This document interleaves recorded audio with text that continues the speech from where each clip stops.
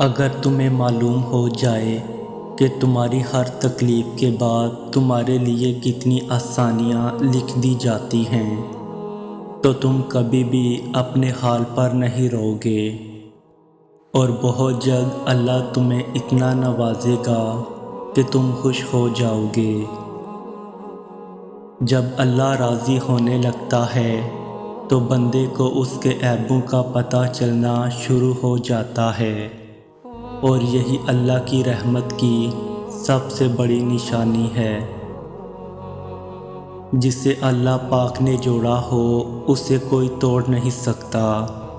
جس آنکھ نے تشکر کے آنسو بہائے ہوں اسے غم زیادہ دیر رلا نہیں سکتے۔ جس دل نے اللہ پاک پر توکل کرنا سیکھ لیا ہو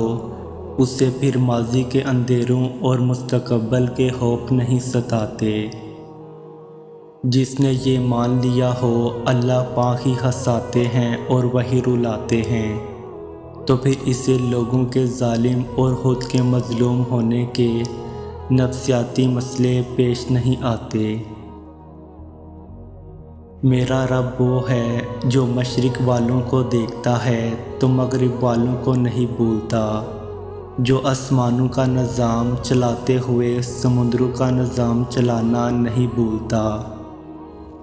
جو رات کے اندھیروں میں سجدہ کرنے والوں کو دیکھتا ہے تو برائی کی محلوں سے غافل نہیں ہوتا، جو ایسا معاف کرنے والا ہے کہ 100 سال کے گناہ ایک پل میں معاف کر دیتا ہے، اور پلٹ کر یہ بھی نہیں پوچھتا کہ پلٹ کر تو نہیں کرو گے۔